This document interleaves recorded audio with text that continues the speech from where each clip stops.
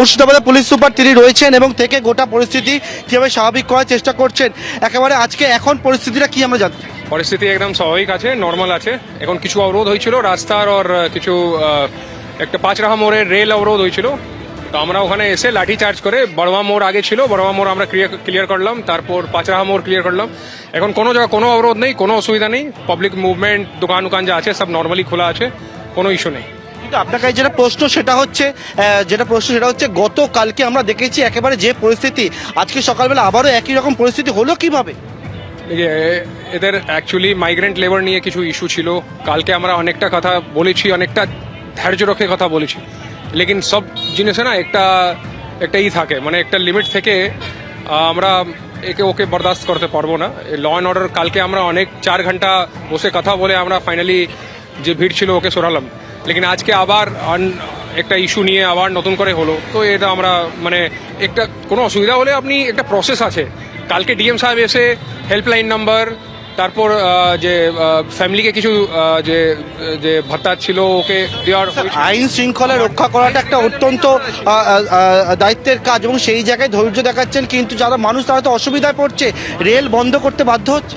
Rail কালকেও একটু কিছুদের জন্য রেলওয়ে বন্ধ ছিল, তারপর এখানে আজকে বলছে যে এই জন্যে তো পাঁচরাহা মোড় অবরোধ হয়েছিল, তারপর আমরা এসে ওখানে তুলে দিয়েছি। এখন সব অবস্থা একদম নর্মাল আছে, মুভমেন্ট একদম নর্মাল আছে। সকাল থেকে আপনাদের দেখতে পাওয়া গেল না কেন যখন অবরোধ হলো? আমরা আছি, এখানে পুলিশ ছিল। আগে হঠাৎ করে লাঠি চালানো যাবে না, তো হঠাৎ করে আগে একটু ইমিডিয়েটলি গিয়ে একটু কথা বলতে হবে। যখন আমরা দেখলাম কি কথা শুনলে হবে না, আর আননেসেসারি কিছু ডিমান্ড ছিল, তো আমরা যখন আর লিডারলেস ভিড়, এই জন্য আমাদেরকে আবার লাঠি চার্জ করলো। অ্যান্ড ওর আগে আমাদের উপর কিছু একটা গাড়ি, একটা ট্রাক ছিল, ওর কাচের উপর একটা পাথর ছড়েছে।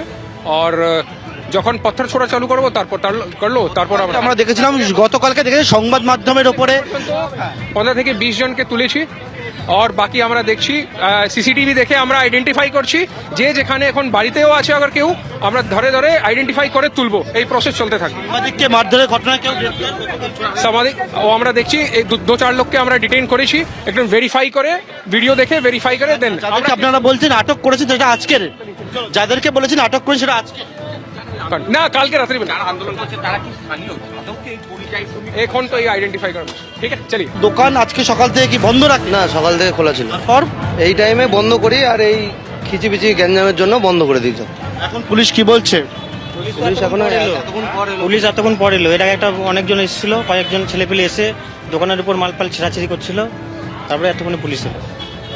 আতঙ্ক সবাই দোকান, আতঙ্কে এখানকার দোকানগুলো সব বন্ধ আছে। শুনলে যে এখানকার পরিস্থিতি, যারা ব্যবসায়ী তাদের সঙ্গে কথা বলছিলাম, আরও কথা বলে নেবো আমি তাদের সঙ্গে যারা এখানে এখন উপস্থিত রয়েছে।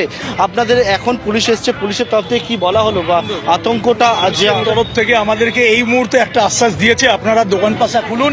চারিদিকে দোকান পাশা বন্ধ হয়ে গেছে। সকাল থেকেই একটা মব ওখানটায় তৈরি হচ্ছিল, বড়ুয়ার মোড়েই বলুন বা ছাপাখানার মোড়ে বলুন, আমরা দেখতে যাইনি, যদিও আমরা নিউজে দেখছি এবিপি আনন্দের বা আপনারা এখন পুলিশ বললো সব স্বাভাবিক করছে, খোলার জন্য আপাতত পুলিশ আমাদেরকে যে সহযোগিতাটা করছেন এই মুহূর্তে, আমরা আতঙ্ক গতকালকে তো একটা আছি গতকাল থেকে এখানটাই। আমরা চাইছি পুলিশ আমাদেরকে বেশ কিছুদিনের জন্য একটু বিভিন্ন বেলডাঙ্গার তুমি আমাদের সঙ্গে থাকো। আমি এই ছবিটা আপনাদের সামনে তুলে ধরছি যে পুলিশকে রাস্তায় নামতে প্রায় 30 ঘন্টা সময় লেগে গেল। যে পদক্ষেপটা পুলিশের অনেক আগে নেওয়াটা দরকার ছিল, পুলিশের ঘুম ভাঙতে এতটা সময় লাগলো কেন? যার মধ্যে তাণ্ডবের ঘটনা পরপর ঘটতে আমরা দেখেছি। দেখতে পাচ্ছেন যে একেবারে পুলিশ সুপার এবং অ্যাসিস্ট্যান্ট পুলিশ সুপারের নেতৃত্বে বিশাল পুলিশ বাহিনী, তারা বিভিন্ন জায়গায় রুট মার্চ করছেন। টিয়ার গ্যাসের শেল নিয়ে পুলিশকে এগোতে দেখা যাচ্ছে, কিন্তু এই রাস্তায় নামাটা সময় লেগে গেল প্রায় 30 ঘন্টা। এবিপি আনন্দ, এগিয়ে থাকে, এগিয়ে রাখে।